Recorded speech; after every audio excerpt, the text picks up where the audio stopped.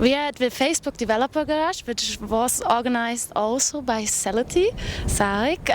We've already met a few times and we are always catching up, what's new on Cellity. So tell me, what happened, what are the next steps you're taking, what's new? Okay, thanks a lot, Victoria. I think we met last time at Le Web. Was it at Le Web in Paris? And then at Plug in Brussels. At Plug in Brussels, yes. So traveling Europe. Cellity actually is now preparing a major launch. We will launch Address Book 2.0. And that means that you have all your contact details in one place.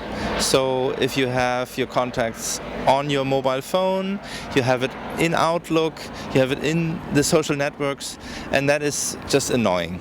Because sometimes on the phone somebody has not released the email, in the social network there's the mobile number missing, so it's just a hassle.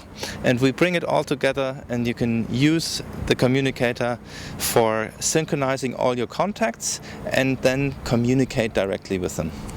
What about competition in that area? Because I lately talked to a startup called Social. Do you know that one? I haven't heard it, but there are some. You're right, there's also, for instance, Yahoo doing something, then there's Apple doing something. The thing is that there's nobody really doing it for almost any phone. Mm-hmm. You know, all these simple phones, Nokia 6230, Sony Ericsson, all these like phones that people have, because only 15% of the market is are smartphones. So we do something that almost anybody can use. And I think that's the major advantage. So for you it is some sort of a diversification because you already have that experience how to get into all mobile phones? I think right now the best way to do it is in Java. And that's what we were doing from the beginning on, that we were focusing on the client. We were using J2ME, which is the Java standard.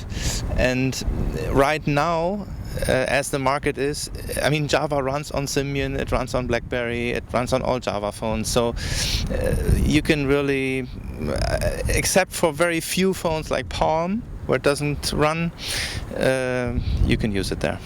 So you're providing that service for all kind of social networks, or for sites, for mobile phones, for email programs, whatever. How do you do that? Do you use some sort of open up APIs or?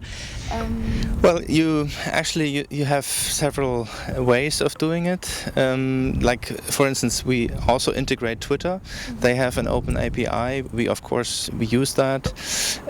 Our developers are really well experienced with everything that's concerned with Java and on the phone. You have a relatively simple export from Outlook, and social networks are a little bit more complicated, but they are also opening up now. So they have APIs we can use.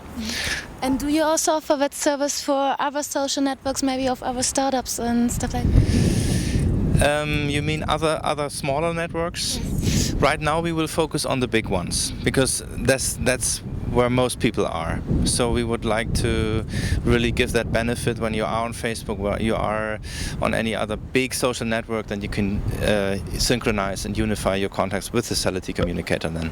So looking out right now to that audience we have here, that are startups, do you maybe look for some sort of cooperation, or are you offering some sort of service which might also be relevant for startups? Actually, right now, not yet.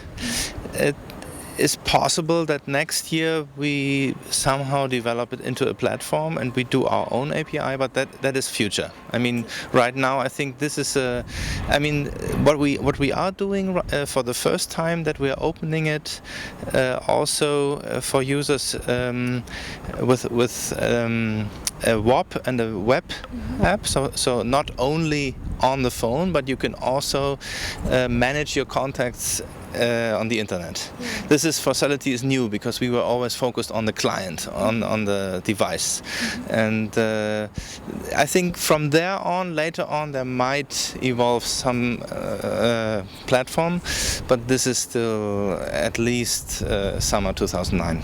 Okay, and let's come to the experience of the cellity evolution. Yes. You've been out there already quite a long time now, and of course, with all the experiences you had, you changed or adapted your business model to the new ideas you came up with.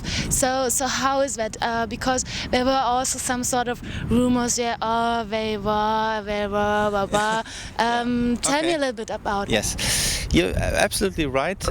We are pioneers in this market, and Germany and all of Europe is not that developed, which sounds a little bit absurd because everyone has a mobile device, but we are just now seeing these open platforms like Android, all the possibilities you have with iPhone.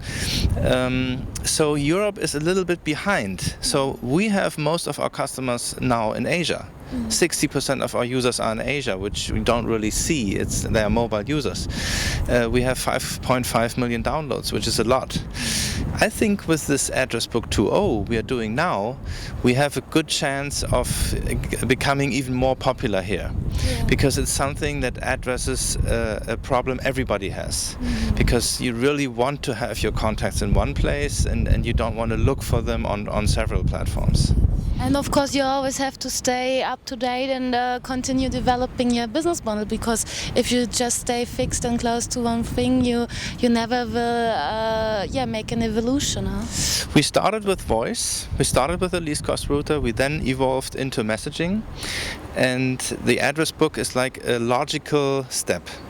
It's actually very much user driven, because many users gave us feedback and said, it's perfect, you have these conference calls, you have these free SMS address book backup, but you don't have one address book. So it was a lot of feedback we took, and then we decided to do that. As you are also traveling a lot, what is your experience looking on the German startup scene? What is different here from the startup scenes or the environment for startup in other countries?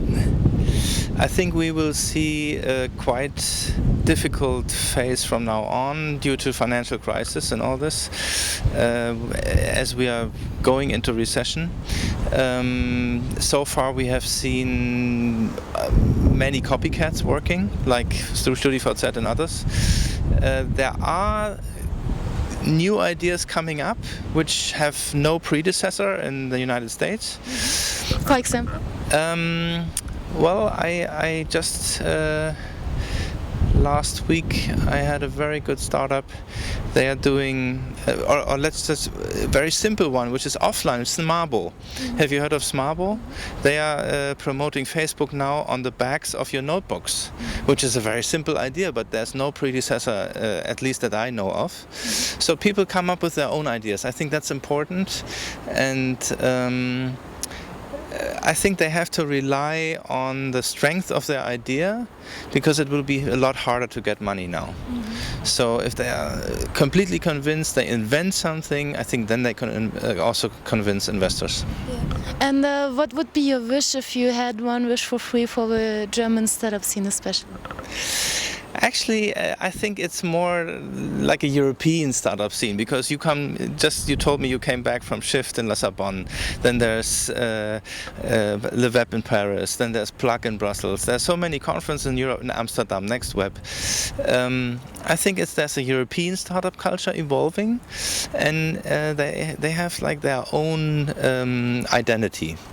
And I would love to see just innovative ideas, maybe something that works offline, taking online, something completely. I mean, Twitter is such a simple idea, which in this case comes from the US, but it's just, I mean, so it has nothing to it. Or just if you think of Doodle Doodle is a Swiss startup from Zurich. You can organize your appointments, nothing else, but they really do that well. So I would love to see these simple, innovative ideas out of Europe that maybe can make it as big as Skype. Okay. So take it as an demand and do it. Yeah, thank you. Okay, thank you. Thank you, Victoria.